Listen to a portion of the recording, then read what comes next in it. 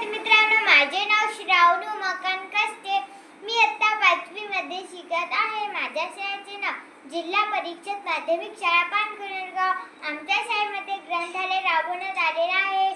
मी त्या ग्रंथालयामधून हे पुस्तक घेतलेले आहे. या पुस्तकाचे नाव आहे मनाचे. याचे लेखक आहे राम पोळजी. चला तर मग बघूया या पुस्तकामध्ये काय काय आहे. मी तुम्हाला पहिली कविता सांगणार आहे. पहिल्या कवितेचं नाव आहे झाड. झाड आपल्याला ऑक्सिजन देते, त्याच्यामुळे आपण जगतो.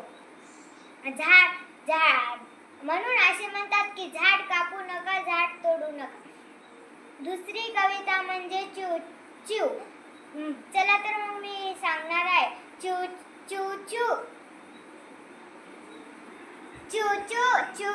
यांनी घरटे बांधले.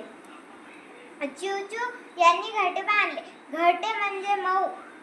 मग मी तुम्हाला आता तिसरी कविता सांगणार आहे.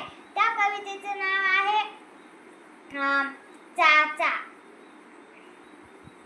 तिसरी कविता म्हणजे चांदोमामा. मी तुम्हाला चांदोमामाची कविता सांगणार आहे. चांदोमामा आपल्या रात्रीच्या वेळी दिसतो. चांदोमामा आपल्याला रात्रीच्या वेळी दिसतो.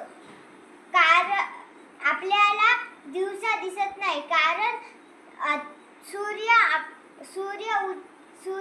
उगवतो आणि सूर्य मावळला की चंद्र उगवतो. म्हणूनच असे चंद्राचे प्रकार आहेत.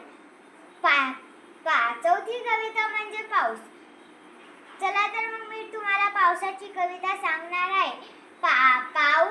पाऊस पडला की शेती चांगली असते. पाऊस नाही पडला की शेतीतले सगळे पिकं वाळून ते